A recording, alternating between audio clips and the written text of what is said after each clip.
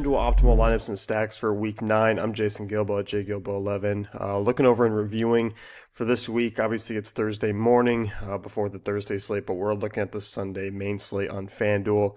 And as always, I mean, things can change here early on or kind of later on and looking throughout the week.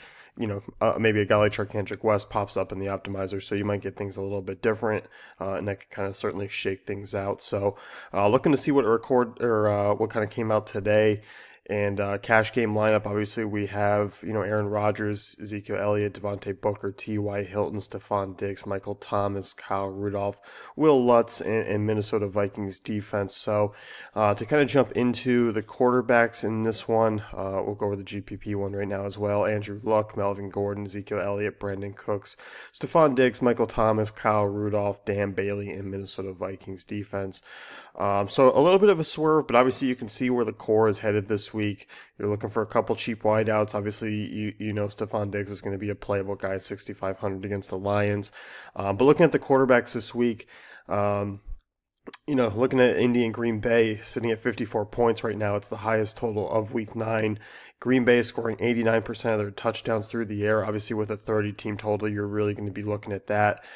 Indy's not a good secondary, not a good defense, so at home, you're expecting Aaron Rodgers to have another solid game. He has 7 touchdowns over the last 2 weeks and is looking pretty solid. So I do like him. I don't mind using him solo. I think that's always an interesting question that comes into play is, are you really looking to pair someone up, or are you kind of looking, because the one thing with Rodgers, and we saw this last week a little bit with Tom Brady, and that was, you got 4 touchdowns out of him, but it was pretty spread out. I know Gronkowski hit, I know Edelman, those guys did well, but you also saw Chris Hogan come alive.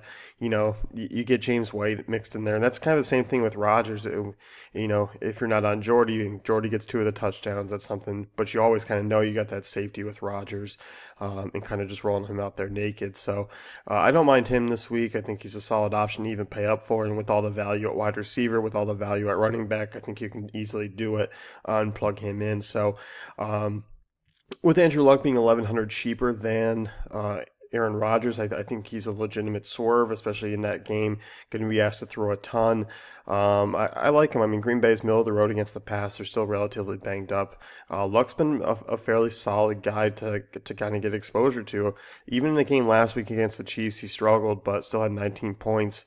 And the rushing game has kind of been a little bit of a floor. It gives you about 2.5, 3 points per game. Just solely based off Andrew Luck's rushing yards this season.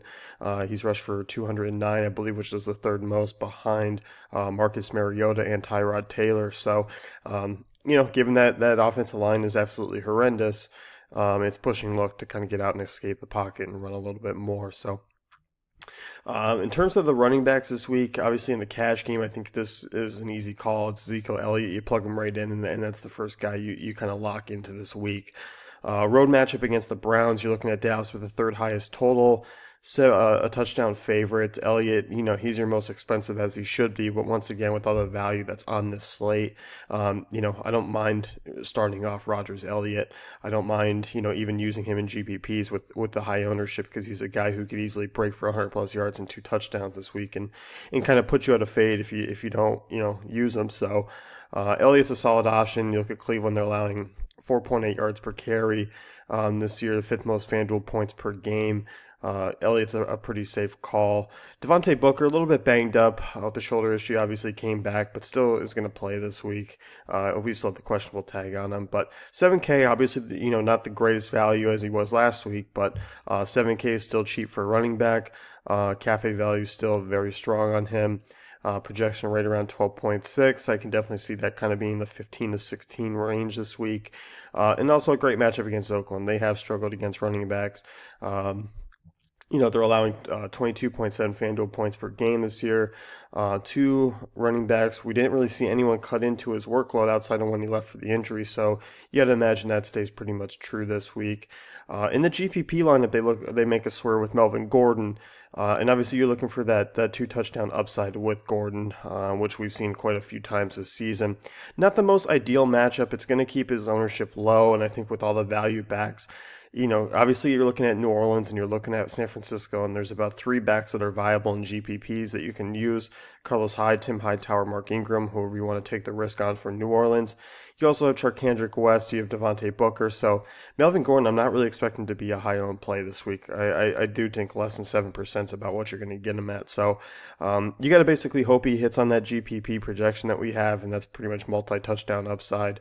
You need that here, which I kind of can see happening. I'm looking at San Diego. Obviously, you look at the red zone touches and usage for Melvin Gordon, and it's always high. So, we've seen even when his yards per carry games are absolutely horrendous, he's still putting up points and putting up decent numbers. So I do like him this week to kind of fit in.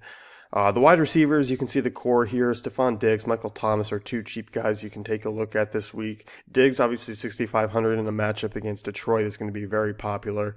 You look at Detroit, 28th against wide receiver ones, 20.3% DVOA. Diggs is priced way down, coming off a game where he had 13 targets. I don't think this running game is going to really get anything going. So I'm expecting Bradford to throw the ball a little bit more. Obviously, we haven't seen this offense be very good over the last few weeks, but I'm willing to take a chance on him with these prices, especially in that matchup as well. Michael Thomas also involved in a high total game. I'm looking at him on the road, even with Drew Brees there. A solid wide receiver 3 option. And then we get to T.Y. Hilton, which you are probably going to be off in cash this week. Our optimizer suggests that you use him at 7,600. He's borderline cash for me. I think there's obviously some current concerns with Moncrief back, but it's a great matchup. Green Bay ranks 25th against wide receiver ones, 18% DVOA. And obviously we kind of look, as Hilton still is the main guy in terms of targets, even with Moncrief back. I expect Indy to be playing from behind quite a bit on the road. I think this Colts offense is still quite targetable.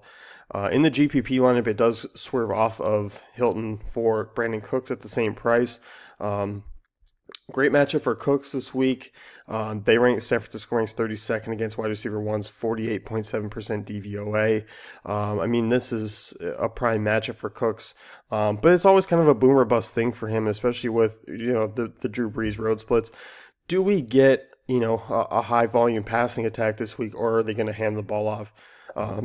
And we kind of only see maybe 200 yards, a touchdown from Drew Brees. That's kind of the concern here. But I think, Brandon Cooks in that respect, in terms of a wide receiver in a GPP, there's still a lot of upside. So the optimal GPP stack this week, we get the Saints, and we get basically the same core.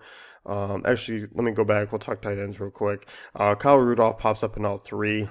Matchup against Detroit, they've allowed 7 touchdowns to tight ends this year. Obviously a solid play at 5,000. Dan Bailey, I have no problem with using him on the road at Cleveland. 4,800 with that high total. So Minnesota as well, I'm looking for them to get back on track against Detroit, who, Minnesota's at home. You look at Detroit, they have one of the lowest team totals on the board this week.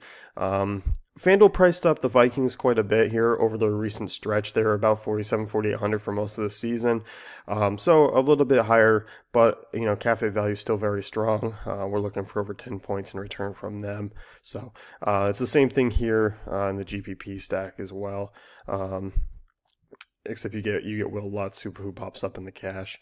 But GPP stack, we do get Drew Brees and the Saints. As I mentioned before, the risk is, do they lean on the run? Is it going to be a heavy use of Hightower and Ingram, or are they going to throw the ball quite a bit and Brees can go for 300 yards and 3 touchdowns? So that's going to be one of the things I think is going to keep this GPP stack a little bit lower owned in terms of the passing game. I like the pieces around it though. I think it's pretty optimal in terms of using still Rudolph, a high-priced defense, still paying up at running back. So, this stack of Drew Brees, Brandon Cooks, and Michael Thomas costs you about $22,000, I believe it was, so about 36% of your salary. And as I mentioned with Cooks above, Niners really do struggle with wide receiver one. So, San Francisco 20th against the pass, 12.2% DVOA. I can certainly see it paying off. I do like the fact that we have worked in Melvin Gordon, Ezekiel Elliott. I still like the fact that Diggs is there as well. I think these are all viable options. I would swap out and use a different kicker. We do that because it just still pulls in the best kicker, the most optimal one. So I do like that.